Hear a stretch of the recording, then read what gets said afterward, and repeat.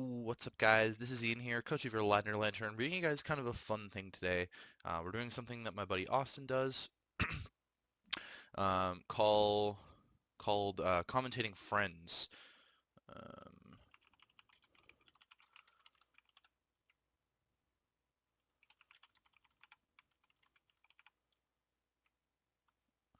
um, so we're doing doing something called commentating friends. This is the D&D Season 6 other side of the elimination bracket.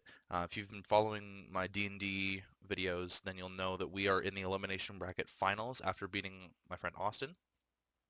I'm actually just gonna switch sides here because I know Jed's team better. Um, so we ended up beating Austin, and now it's Jed versus Magic. All four of us are pretty good friends, and it's kind of sad that we ended up in this situation. I would have loved for three of us to make it to the premiership, guaranteed. Um, all three of them, honestly, could have easily made it. But unfortunately, the way that it panned out, we all ended up in the elimination bracket. Luckily enough, we all made playoffs to be able to go to the elimination bracket in the first place and be promoted, but instead we end up battling it out. So uh, this is going to be a fun video, but at the same time, I'm looking at sort of how they're going to play in this game against certain kinds of pressure and things like that. So to see what kind of we'll end up against in the elimination bracket finals. Um, yeah, so looking at the team matchups here, Jed's got the Hydreigon, Espeon, Mamoswine, Alolan Marowak, Golbat, and Celesteela. It looks like Celesteela puts in a lot of good work depending on what the Silvally is. Ninetales kind of threatens it, but Toxapex can't threaten it back. Meloetta might be like a Thunderbolt set or something like that to deal with it. Looks like Jed here led the Espeon, suspecting the Ariados lead, which is what I would do as well. I'm not sure why Magic led Noivern here. Um, That seems kind of bad against something like a Mamoswine lead, which could be pretty common. Maybe he was predicting the Golbat lead or the Alolan Marowak lead or something. Maybe Hydreigon lead, actually. That's probably what he was predicting. Hydreigon looks like it absolutely rips through Magic's team unless that's Silvally Fairy. In comes the Meloetta on the Espeon into the Golbat double. Okay, so we've seen that Golbat is his switch into Noivern, and we've seen that Meloetta is his switch into Espeon. Unfortunately, this works out very poorly for Jed here because Meloetta can just absolutely bop this Golbat with a Psychic or a Psyshock. Um, yeah, we haven't really run through Magic Team yet. So he's got the Ninetales, Toxapex, Noivern, Ariados, Meloetta, and Silvally. That's a very... Ooh, yeah, there's the Psyshock doing tons of damage, and the Toxic comes off. That's actually kind of big. Um, if he can switch into something to tank the Psychic here, or the Psyshock here, which I would imagine is the Hydreigon, he has to be very careful because of Focus Blast coming off predicting the Celesteela or the Hydreigon here could be really, really bad. Yeah, but Magic doesn't have a ton of offensive pressure outside of Noivern Meloetta here. Ninetales isn't much of a nuke. Toxapex is a joke. Ariados is more of a utility mon. So is Silvally potentially, depending on what the set is. So um, I think Jed's in a commanding position early in the game. Taking all that damage on the Golbat for the Toxic is maybe not worth it, but he can always get the Golbat in to roost on something that doesn't threaten it. Something like Ariados can't threaten the Golbat whatsoever. Something like Toxapex can't threaten the Golbat whatsoever, so he can always roost on either of those. Depending on what Silvally type it is, then he can just roost on that for days as well. He does need to switch here though, because I think Golbat is still worthwhile to keep around even as just a sack, right? Like even just sacking it to like a Noivern Draco Meteor and then opening yourself up to some progress at chipping away with the special attack drop and stuff like that, getting good momentum that way.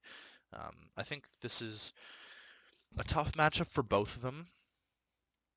Actually, I kind of just want to make note of what they didn't bring real quick. Let me just bring up the dock, and we'll sort of make note of what they didn't bring. Oh, in comes the Hydreigon on the Charge Beam. Okay, so Magic was predicting the Celesteela, and Jed wasn't. So we've seen that this is not a choice-locked Meloetta now.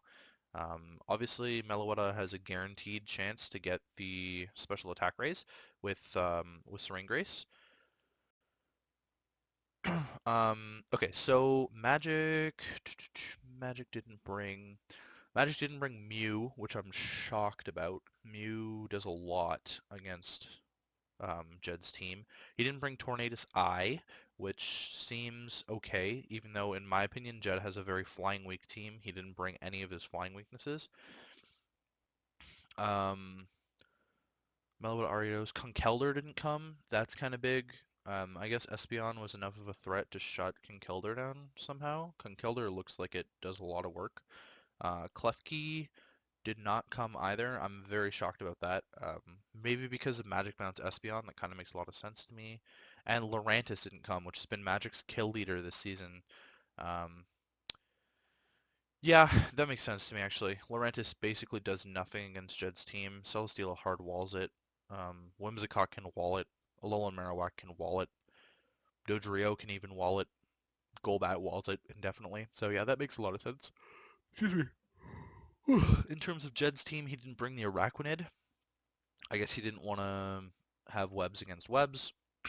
He didn't bring the Hitmonlee, which makes a lot of sense. Magic's team is not weak to fighting whatsoever. In fact, it's more resistant to fighting than weak to fighting. I think the only thing potentially weak to fighting on Magic's team is Silvally normal.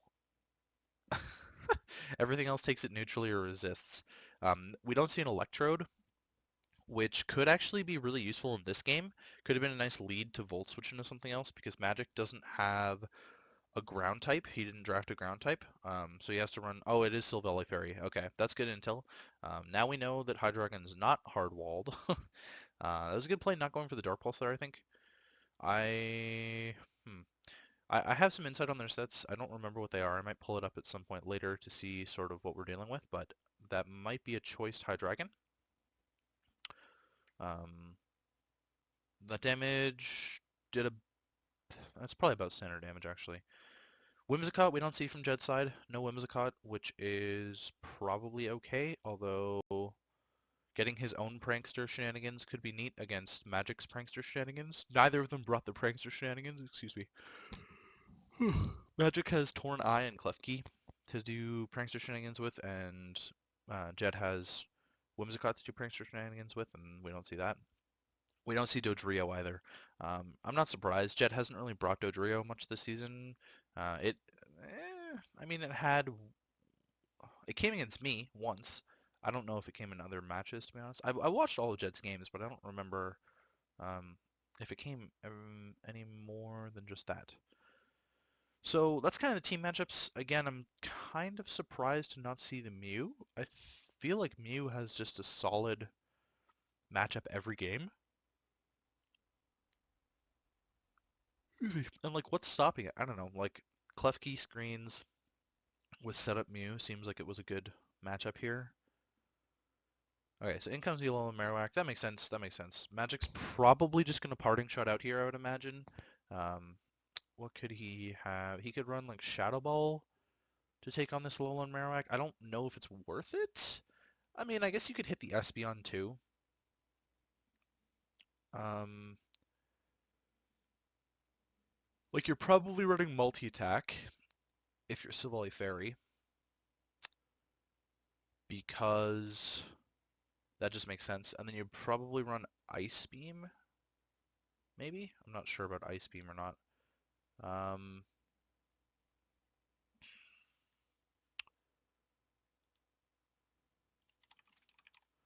There's the parting shot, just like we thought. Into the Toxapex, which can wall this thing. Okay, good. Gets his rocks up. That breaks a sash on the Ariados. The potential hazard removal options are Silvally, Noivern, I think, on Magic's side here. Now, I'm curious if this -1 attack Alolan Marowak is still going to destroy this Toxapex with the Bone Roaring or not.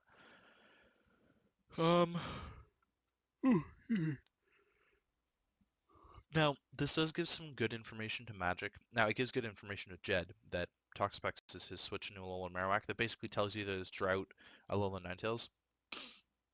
Not Alolan Ninetales, holy shit, regular Ninetales. Because otherwise you would have switched that in on the potential Flare Blitz, in my mind. Although Shadowbone... No, Shadowbone's not free because Melowood is normal type.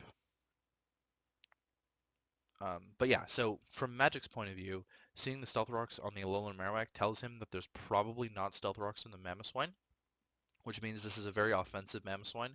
And by the looks of things, Mamoswine kind of tears through that team.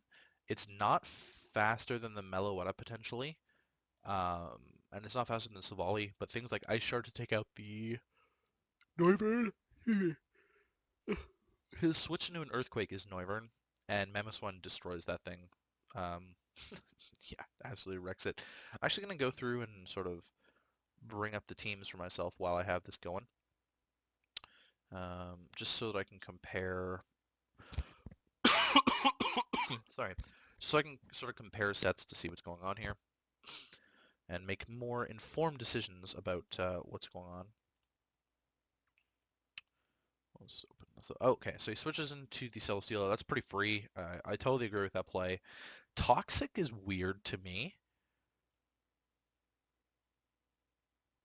because of Espeon, Golbat, Celesteela. Why would you run Toxic? What are you trying to Toxic? Like, as a switch into Toxapex, Espeon made a lot of sense as well, in my mind.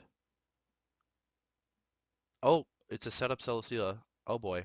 Toxapex is definitely the freest thing to set up. Please don't be physical.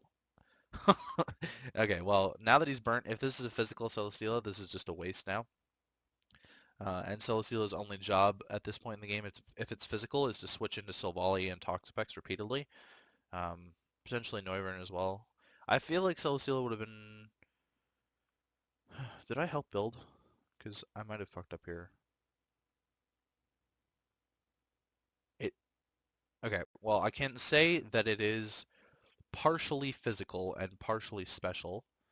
And Magic actually just made a comment saying that's definitely weakness policy. So he's making assumptions out of his ass here because that's not weakness. I know for a fact this is not weakness policy, Celesteela. The burn there is actually really unfortunate, but it's not the end of the world. Uh,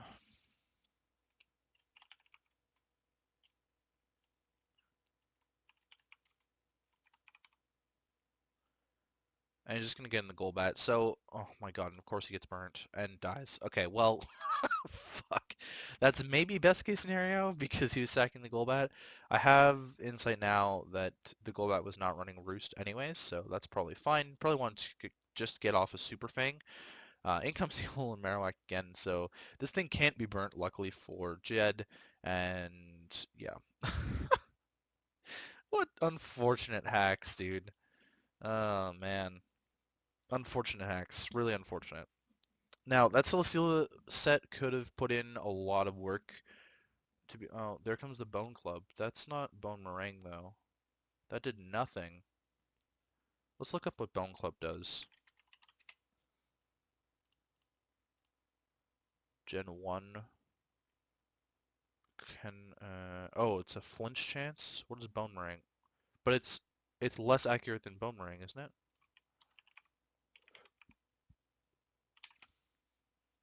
Excuse me. Multi-hit move? Yeah, it is. It is. Bone Meringue would have been much better here. I don't know why I didn't see that.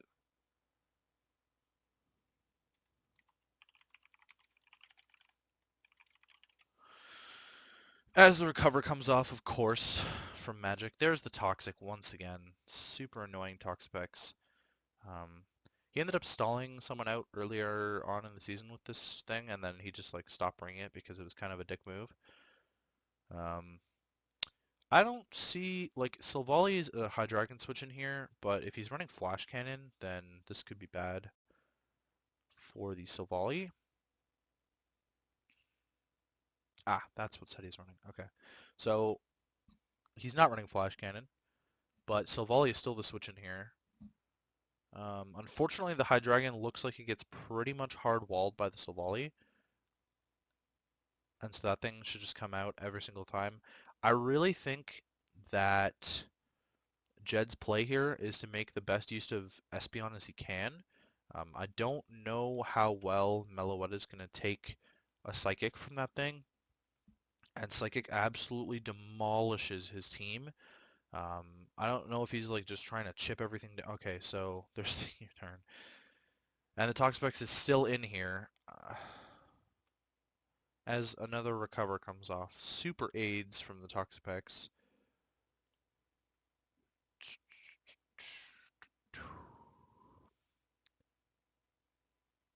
Ah, well, this is interesting.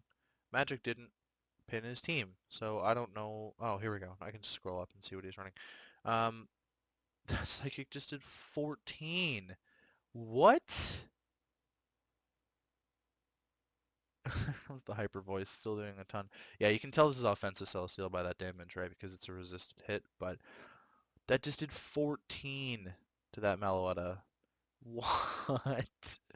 Espeon was supposed to just demolish his team, but like, okay, well, the further that Meloetta gets chipped down, the better Espeon looks this game, and Espeon's still at full health, I believe. Yeah. So Espeon actually outspeeds everything not named Noivern, which may or may not have speed EVs. So this could look good. This could look really good for Jed, depending on how he plays around the Espeon. Oh, this is a rough matchup, honestly. That Toxapex is a big problem. If Espeon ever goes down, Toxapex is a huge problem. If Mamoswine gets burnt, Toxapex is a huge problem. Okay, so he's just trying to chip down the Meloetta here. Meloetta is going to die next turn to Toxic anyways, so I feel like your best play is to just sack the Celesteela here and then go Mamo, maybe. Mamo's got a fantastic matchup against everything coming in once they've doubled down here. So that would be how I would play this, I think. So we've determined Bone Meringue is better than Bone Club. I'm not sure what was going on there. Maybe Jed just had a slip up, potentially. Potentially, probably did. Yeah, Mapston's right. Oh, okay. Silvally Fairy coming down here. Oh, there's the Z move coming off, Continental Crush. It's a burnt Continental Crush, but it's still gonna, chip down the Silvally, which doesn't have recovery, by the way. Um, So it looks like Magic is saving Meloetta as a sack then, based on that. I can tell you that it is an Assault Vested Meloetta with Hyper Voice, Charge Beam, Psyshock, Dazzling Gleam, Max HP, Assault Vest. So um, now this turn, Silvally, I've only seen Max HP on it.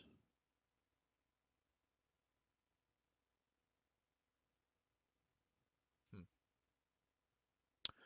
Not entirely sure why Magic wanted to do that because like defog for sure, I guess, is the play, but at the same time, you're potentially losing your best check to Hydreigon, which also runs through your team.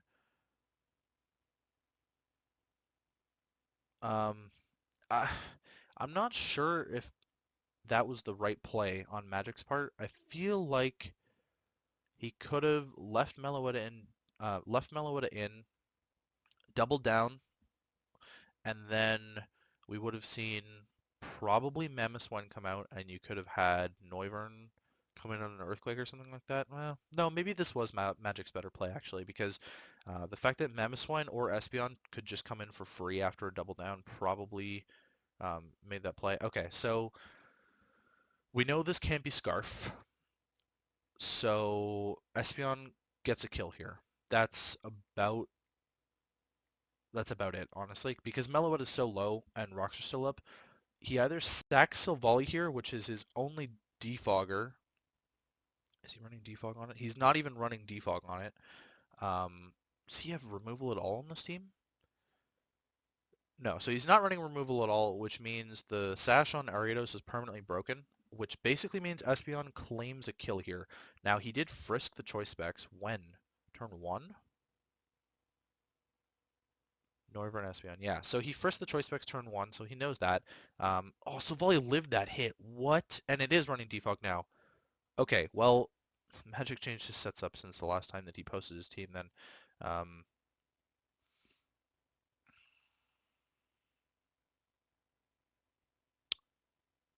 Speed and Fast. Interesting.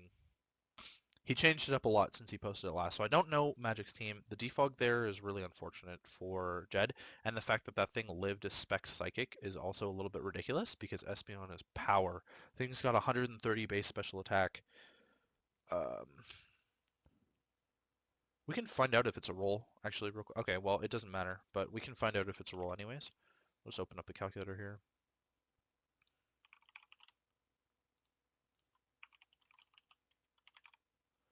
Solar Fairy, running shot support, we'll put it max speed F, max HP, calm, or sorry, careful. And looks like Psychic was doing a lot more than that, so maybe it wasn't careful. Maybe it was adamant. It was a 57 roll. Oh, what the fuck?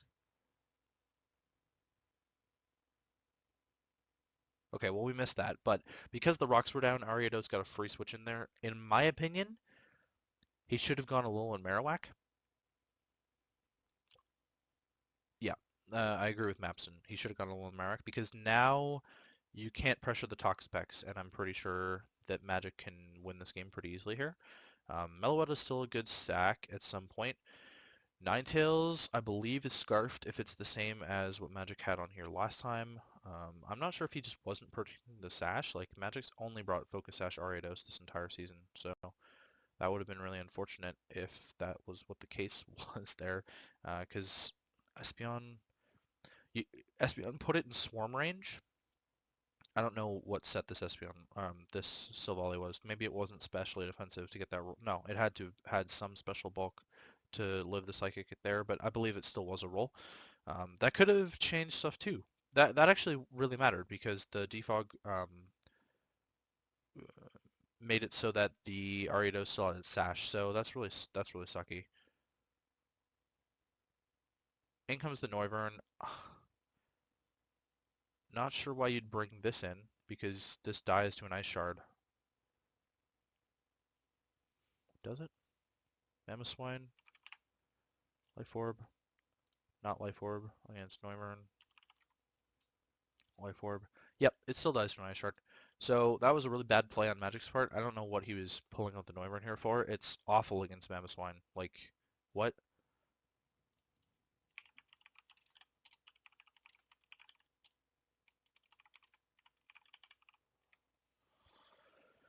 Oh, man.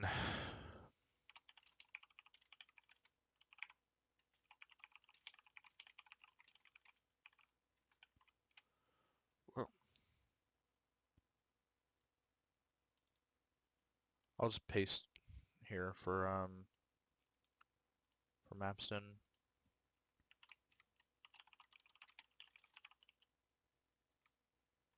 And in comes the Ninetales, basically on the Ice Shard.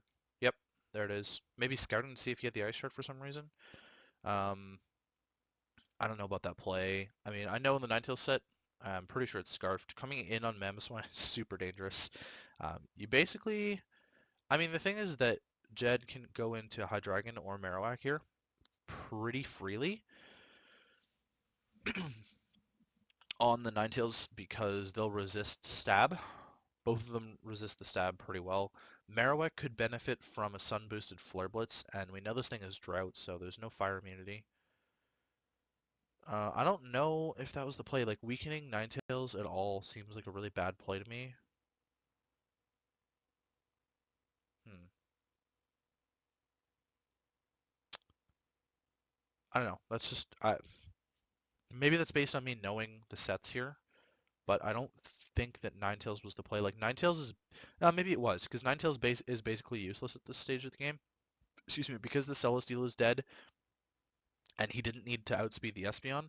He still may need this to outspeed the Hydreigon, but based on the set that I know, he can't touch the Hydreigon with this Ninetales whatsoever. Yeah, he's not running a single move that can touch the Hydreigon based on that set. Um,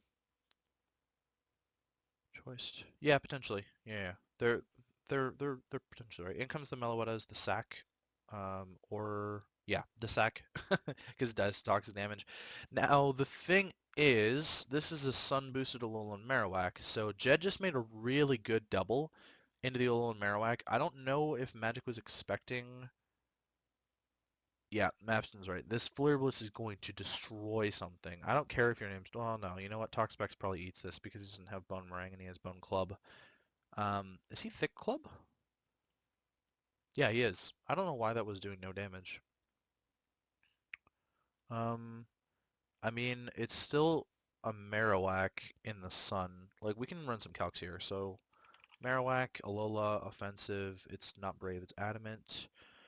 Against Noivern, I mean, Flare... Let's paste this one real quick. Lol. That's a fucking roll to Oko Noivern. That's absolutely insane. And Draco will not kill Alolan Marowak coming off of Life Orb. So in comes the Noivern now. Now, we don't know what set this is, right? It could still be Choice Specs. I can see what Magic might have run on it. He does have a Life Orb on here. So Draco Meteor is not going to kill this Alolan Marowak if it's max HP. That's the problem here. Now, Shadow Bone... No, Flare Blitz in the Sun is a better roll to kill this than Shadow Bone is. And I wonder if you just go for it to take out the fastest thing on his team, potentially, right here. If this comes down to Toxapex Skull Burning things, I wonder if Jed could PP stall the Toxapex to death. Because that's entirely possible. It's entirely possible that actually could be what it is. Unfortunately, it might come down to that. Now that we're thinking about it, Mamoswine takes fire moves still pretty well from the Ninetales because it's thick fat. It's not going to want to come in on the Noivern here. That's the problem. Now, I would like to see Alolan Marowak kind of just go for the hit because I feel like Magic can't afford... Okay, so he's just going to blow his Abonberry. Okay, actually the Air Slash comes off, and we see it's Life Orb. Now the thing, Magic can't confirm if this is Scarfed or not. Like, Magic has no idea if this is Scarfed Hydreigon or not because he's only clicked U-turn. And now that... Okay, so he's just going to let the Toxapex take the Draco, which fucking misses. Oh my god. Now, that's really bad, actually. That's really awful. Because the Toxapex can just recover for free now.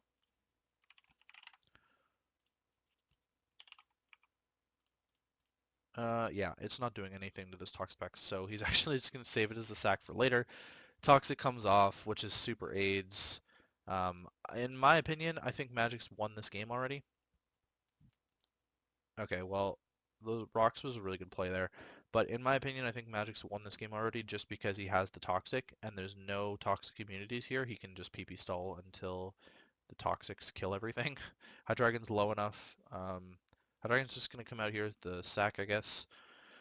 It's unfortunate that Hydreigon was a Habonberry set, so I'm sure that's why he wanted to switch it in on the Noivern. It was kind of the least useful member of his team. In comes the Mamoswine. Okay, now this thing... Or not Life Orb, though. Earthquake's not killing this thing. Scald's doing about 50. No, he's max HP. Scald's not doing that much. Scald's, well, it's still doing quite a bit. Oh, he actually crit. Oh, that's so big. That is so big.